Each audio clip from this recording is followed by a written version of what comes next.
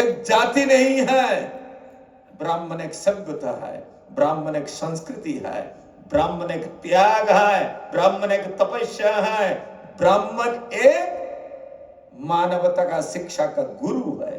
इसलिए ब्राह्मण को विश्व गुरु कहते हैं। हम भारत को विश्व गुरु बनाने की बातें कह रहे हैं। भारत सदैव विश्व गुरु रहा और रहेगा और आज भी है। ब्राह्मणों को विश्व गुरु कहा गया, हमने नहीं कहा। परमात्मा विश्व गुरु ब्राह्मण को कहते हैं। ब्राह्मण से बढ़कर के सम्मान इस दुनिया के अंदर में किसने प्राप्त किया? जिस परमात्मा का सारे संसार राम कृष्ण बन करके अवतार लेते हैं, जिनका हर व्यक्ति पूजा करता है, राम और कृष्ण हर व्यक्ति पूजा करता है। और वो राम और कृष्ण इस धरती पर अवतार जब लेता है और राम और कृष्ण के सामने एक 5 साल के ब्राह्मण का बच्चा यज्ञोपवीत संस्कार संपन्न गायत्री संस्कार संपन्न कोई ब्राह्मण के बच्चा जब जाता है, वो राम भगवान उसके सामने साष्टांग लेट करके प्रणाम करता है। वो है ब्राह्मण। यह है ब्राह्मण की गरिमा, यह है ब्राह्मण की महिमा। इसको ब्राह्मणों को कोई गौरवान्वित करने के लिए, महिमा मंडित करने के लिए महिमा मंडन की आवश्यकता नहीं है। परमात्मा ने महिमा मंडित करके हमको भेजा है। हमको कोई बड़ा कहे, अनंत कोटि ब्रह्मांड के स्वामी, आपका नाम जाकर कह दो तुम्हारा राजाधिराज को। उनका एक मित्र आया है, उसका नाम है सुदामा। अब चौकीदार का क्या हिम्मत है? राजाधिराज का मित्र है, वो प्रतिहारी जाकर के संदेश देता है। जैसे ही ठाकुर ने संदेश को सुना, मेरा मित्र सुदामा आया है, विप्र सुदामा आया है। एक उठ जाते हैं सिंहासन से, दौड़ पड़ते हैं। ठाकुर जी का दुपट्टा किधर घिरा और आभूषण किधर घिरा, आता पाता नहीं है। इतने प्रसन्न होकर के उस विप्र ब्राह्मण सुदामा से मिलने के लिए दौड़ पड़ते हैं और जाकर के धूल में नीचे उस ब्राह्मण को साष्टांग प्रणाम करते हैं। कोई रेड कारपेट बिछा हुआ नहीं था, साष्टांग प्रणाम करते हैं, गले लगाते हैं, उठा हाथ पकड़ करके लाते हैं आदर के साथ और अपने राजाधिराज के सिंहासन पर वो फटे कपड़े वाले विप्र को बैठाते हैं और स्वयं नीचे बैठ करके चांदी के पात्र में उस विप्र का पैर धोते हैं, पैर धोते हैं।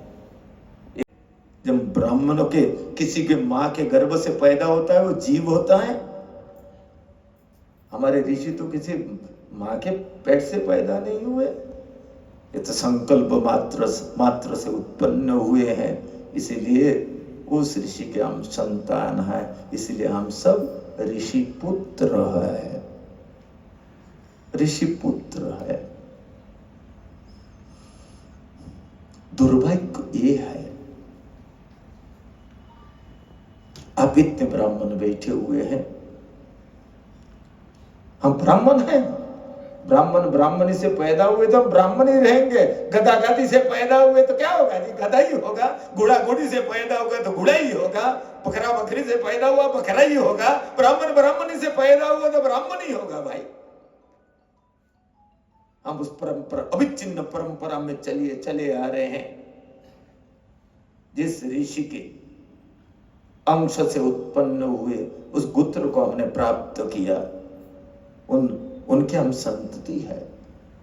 दुर्भाग्य ये है, ये पढ़ते हैं, इसलिए पढ़ते हैं हमारा पेट भर जाए, हमको धन मिल जाए।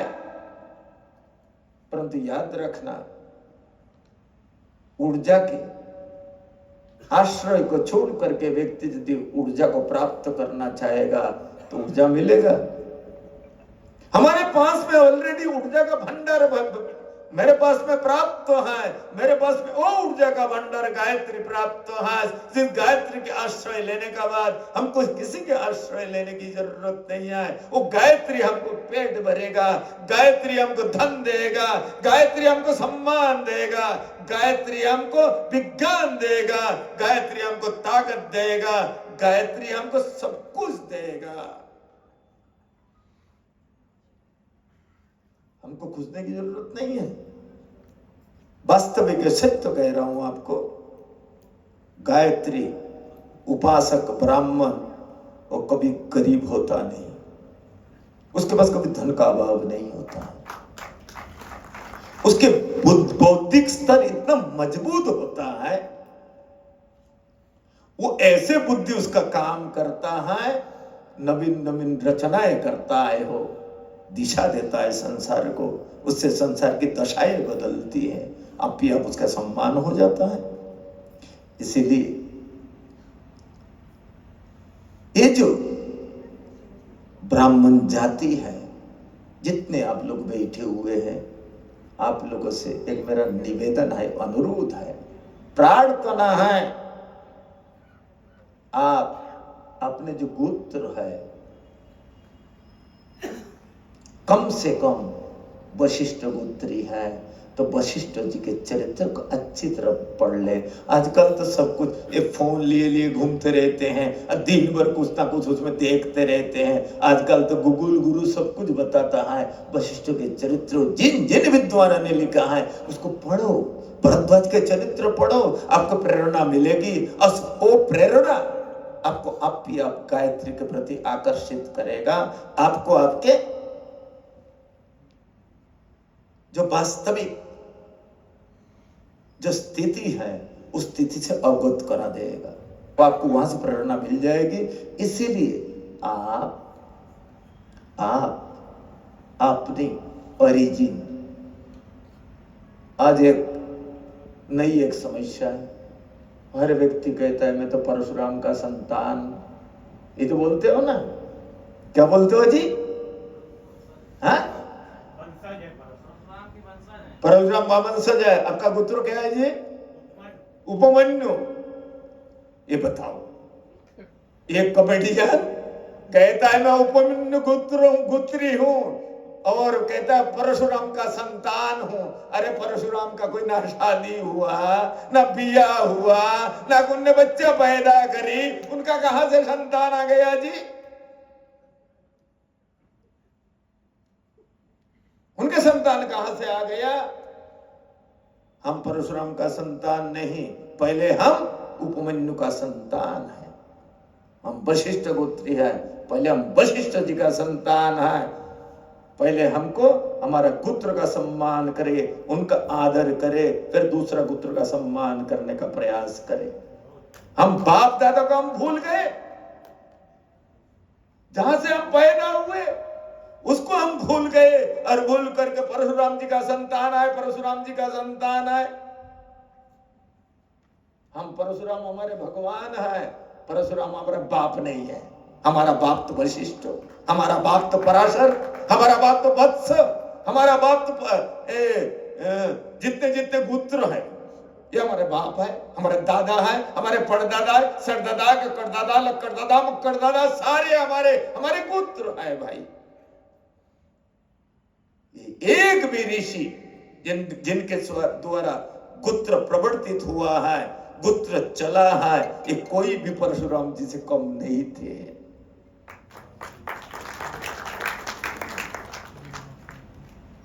कोई भी परशुराम से कम नहीं थे। एक भी ऋषि के चरित्र को उठा करके देखो। मेरे बात बुरी लग रही है शायद, हैं? क्यों चूट कर दिया मैंने कॉमेडियन को, हैं? हमसे हाथ जोड़ करके आप ब्राह्मण देवता, मैं ब्राह्मणों को देवता ही कहता हूं और मानता हूं, दिल से ब्राह्मणों को देवता मानता हूं और उसी नजरिए से देखता हूं। मैं किसी ब्राह्मण का अपमान करना नहीं चाहता हूं, ना आज तक मैंने किया है। मेरे को कोई गाली दे दिया फिर भी उस ब्राह्मण को मैं तिरस्कार करने की इच्छा कभी नहीं रखा। ब्राह्मण पूज्य होता है। जिस ब्राह्मण को ठाकुर ने पूजा है उस ब्राह्मण को ब्राह्मण होकर के यदि नहीं पूछता है, इससे बढ़कर के दुर्भाग्य क्या हो सकता है। रामकृष्ण ने जिनकी पूजा करी उस ब्राह्मण का पूजा क्या शर्म है। ब्राह्मण पूज्य होता है, वो सम्मान का पात्र होता है, उसका सम्मान करना ही पड़ेगा। और जिस व्यक्ति ने जीवन में ये धारणा बना लिया ब्राह्मण और गौ का पूजा करेंगे कि वो ब्राह्मण और गौ दोनों तो एक ही जाति के हैं, एकेषु मंत्र दृष्टेतु तिष्ठति अन्येषु तिष्ठतु तद्धवि। एक में मंत्र रहता है मुंह में और दूसरा में हवि रहता है। अब प्रश्न खड़ी होती है, ये ब्राह्मण को इतना सम्मान क्यों मिला था? इसलिए मिला था ब्राह्मणों ने सदैव अपनी पत्नी का परवाह किए बिना, अपने बच्चे का परवाह किए बिना, घर का परवाह किए बिना एकांत में बैठ करके और उन्होंने केवल गायत्री जप किया, केवल गायत्री जपा। ब्राह्मणों को कोई किसी की जरूरत नहीं है। ब्राह्मण के लिए मंत्र देवता, मंत्र भी गायत्री है, ब्राह्मणों के लिए देवता गायत्री है, ब्राह्मणों के लिए देवी भी गायत्री है, ब्राह्मणों का धन सब कुछ गायत्री है। गायत्री का आश्रय ले लिया ब्राह्मण तो उसको किसी के आश्रय की जरूरत नहीं है, वो सब कुछ गायत्री देगी। उसमें सब कुछ उसी से, उस गायत्री से प्रणव अंकार निकला, उसी गायत्री से 4 वेद विज्ञान निकला। जिस वेद के विज्ञान से आलोकित होकर के लोग नाना प्रकार के इन्वेंशन करते हैं, उसी से निकला। उस गायत्री से ब्रह्मा विष्णु महेश प्रकट होते हैं, उस गायत्री से लक्ष्मी सरस्वती काली प्रकट होते हैं, उसी गायत्री से ये अनंत ब्रह्मांड प्रकट होता है, उस गायत्री से अनंत ब्रह्मांड के अंदर में अनंत अनंत मानव सभ्यता प्रकट होता है। ये पेड़ पौधा सारे उसी का देन है, गायत्री से ही प्रकट होता है। इसलिए गायत्री सारे ऊर्जा का भंडार है, इसलिए गायत्री हमारा अवलंबन है। इस अवलंबन को छोड़ करके यदि हम सुख सुविधा संपत्ति की इच्छा करते हैं, हमारे लिए दुर्भाग्य हो सकता है, हमारे लिए दुर्भाग्य हो सकता है। यह महानता हम ब्राह्मणों ने प्राप्त किया है, हम उनके संतान है। महर्षि विश्वामित्र, ये विशिष्य ये गुत्र भरद्वाज, ये भरद्वाज बैठे हुए। अब महेश जी को पूछे, बुरे भरद्वाज को ठीक से जाना तो कहेंगे थोड़ा थोड़ा तो जाना है, ठीक से नहीं जाना। आपको जानना चाहिए, दुनिया को जानने का प्रयास करते हो, बड़े बड़े लंबे चौड़े भाषण देते हो जाकर के वह विधानसभा में बैठ करके। आपने यदि आपके उद्देश्य करके, या बेटो मेटानी जी वो पहाड़ के गढ़वाल के ब्राह्मण है, क्या गोत्र है आपके? कश्यप गोत्र। महर्षि कश्यप के चरित्र को उठा करके देखो, क्या अलौकिक चरित्र, दिव्य चरित्र है, जिसके सामने ब्रह्मा विष्णु महेश नतमस्तक होते हैं, आकर के प्रणाम करते हैं, वह है ब्राह्मण।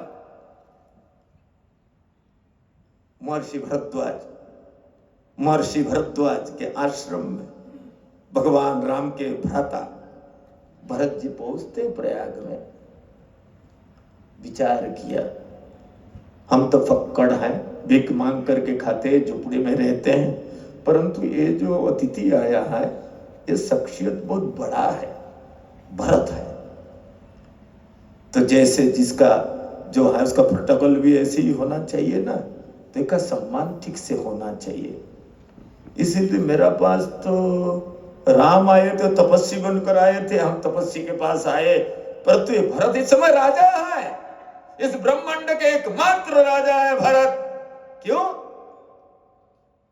पिताजी ने राज्यों को दिया था, अयोध्या के राज्य शासन संपूर्ण विश्व पर नियंत्रण करता था। इस सारे विश्व का ये राजा, चक्रवर्ती सम्राट, राजाधिराज महाराज भरत पधारे हैं, इनका सम्मान ऐसे ही होना चाहिए। राजा भी भगवान के रूप माना जाता है। तो उनने सोचा मेरे पास तो ऐसे कुछ है नहीं, तो उनने सोचा अलौकिक सम्मान हो इनका।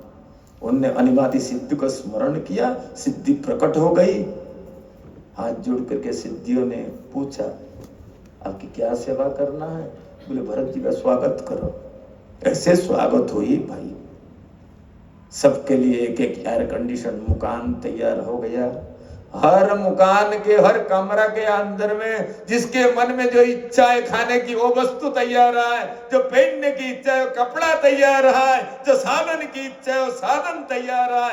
इतना ही नहीं, सबके मकान के सामने एक एक कामधेनु, एक एक कल्प वृक्ष लगे हुए हैं। ऐसे ब्रह्मा जी को विस्मृत करने वाले ऐसे अलौकिक ऐश्वर्य प्रकट हुआ, जिसको देख करके ब्रह्मा जी हैरान हो गए। ये मेरे पास भी एक ये विज्ञान नहीं है जो आज महर्षि भरद्वाज अपने तपोबल से ये ऐश्वर्य को प्रकट किया है, ये मेरे पास भी ऐश्वर्य नहीं है। अब प्रश्न खड़ी होती है, क्या महर्षि भरद्वाज तो कहा कैसे पेश आए थे, कैसे पेश हुए थे जाकर के? बोले पेश क्या होना था, जाकर कह दिया। बोले चलो आचार्यत्व करो। बोले प्रणाम किया था? बोले ना, शत्रु को थोड़ा ही प्रणाम करते हैं। अरे देवता, मैं आचार्य बनाने के लिए जा रहा था, आचार्य तो गुरु होता है, वो शत्रु थोड़ा ही होता है। तुमने मर्यादा को उल्लंघन कर किया लक्ष्मण। तुम ब्राह्मण के पास में जा करके, और तुम जब गए थे तो ब्राह्मणोचित व्यवहार करनी चाहिए थी, दोबारा जाओ। गए, पहले साष्टांग प्रणाम किया, लक्ष्मण जी ने हाथ जोड़ा, हाथ जोड़ करके कहा दशरथ नंदन राम के छोटा भाई आपके सेवा में उपस्थित हुआ, अब कृपा करके आचार्यत्व को स्वीकार करे और रामेश्वरम की स्थापना करने के लिए चले। भगवान के संदेश सुनने का बाद रावण इतना प्रसन्न हुए, पहले तो भगा दिया, मर्यादा होता है, प्रोटोकॉल होता है। तो जब प्रसन्न हो गए, इतने प्रसन्न हुए, आज मेरे लिए बड़ी सोचते हैं, मेरे लिए बड़ी गौरव की बात है, इस ब्रह्मांड के सबसे बड़े शख्सियत जिसका गुरु है वशिष्ठ, आज उस वशिष्ठ को छोड़ करके मुझको आचार्य बनाने के लिए मेरे सामने उपस्थित हुआ अनंत कोटि ब्रह्मांड के स्वामी राम, मैं अवश्य जाऊंगा, आचार्यत्व करूंगा। आए, उस ब्राह्मण का दिल भी देखो, इसे दिल ब्राह्मण ही रख सकता है, उसका हृदय को भी देखो, ये ब्राह्मणों का त्याग। जिस समय बैठे आचमनादि करने का बाद रावण ने पूछा जजमान बताओ, भगवान संकुच में पड़ गए, सिर नीचा कर लिया, हिम्मत नहीं पड़ी उस ब्राह्मण से आंख मिलाने की, भगवान राम का हिम्मत नहीं पड़ी। यह ब्राह्मणों का भले ही और रावण हो, परंतु आज उसके प्रति क्या सम्मान की भाव ज्ञापन कर रहे आज अनंत कोटि ब्रह्मांडों के स्वामी। कैसे कहे तुम्हारे पर विजय प्राप्त करने के लिए, तुमको मारने के लिए मैं ये रामेश्वरम की स्थापना कर रहा हूं, कैसे कहे अपने मुंह से? बोले तुम्हारी मौत हम चाहते हैं, इसलिए मेरी पूजा कराओ। बड़ी संकुच हुई। रावण क्या बोलते हैं, मैं इस समय आचार्य हूं। आचार्य गुरु होता है, गुरु शिष्य का कल्याण के लिए कर्म करता है, तो निसंकोच अपनी बात को कहो, मैं उसी के लिए उपस्थित हुआ हूं। हिम्मत पड़ी, तब कहा आप पर विजय प्राप्त करने के लिए, आपकी मौत के लिए, मृत्यु के लिए मैं एक प्रतिष्ठा करना चाह रहा हूं। उठाओ जल जजमान। ये देखिए ब्राह्मण, यह रावण नहीं है, यह ब्राह्मण बोलता है, जजमान जल उठाओ, हाथ में संकल्प करो, मैं दशरथ नंदन रावण विजय के लिए और रावण को मारने के लिए ये रामेश्वरम की स्थापना कर रहा हूं, रामेश्वरम की स्थापना कर रहा हूं। स्थापना हो गई, श्रेयोदान करता है ब्राह्मण। कार्य पूर्ण होने का बाद श्रेयोदान कर रहा है, विजयी भवो विजयी भवो विजयी भवो, रावण हंतारा भवो, तुम रावण को मारने वाला बनो, रावण को मारने वाला बनो, रावण पर विजय प्राप्त करने वाला बनो। वो रावण आशीर्वाद देता है। कौन आज इस दुनिया के अंदर में पैदा हुआ जिसने अपने मुंह से अपने मृत्यु के आशीर्वाद किसी को दिया है तो किसी ब्राह्मण ने दिया है। आज भले ही ब्राह्मण को, उस ब्राह्मण को आप पटाखा लगा करके और दशहरा के दिन उसको पटाखा लगाते हो, आग लगाते हो। हम कभी कभी पूछते हैं, उस रावण ने तुम्हारी पत्नी को चुराया था क्या? उस ब्राह्मण ने, उस ब्राह्मण का तुम, हाँ, इसीलिए पटाखा मारते हैं। ब्राह्मण चित कर्म नहीं था चोरी करना, किसी स्त्री का अपहरण करना, इसलिए वो काम किया है, इसलिए निंदा का पात्र हुए। परंतु ब्राह्मण तो सम्मान का पात्र है, इसलिए सम्मान ही मिलेगा ब्राह्मण को। आज जदियो कहते, बोले मैं राजाधिराज हूं, मैं नहीं जाऊंगा तुम्हारे यहाँ दक्षिणा के लिए, तुम्हारे पूजा कराने के लिए। ये ब्राह्मणोचित कर्तव्य नहीं था, वो जानते थे रावण, इसी कारण से उनके कर्म कराने के लिए गए।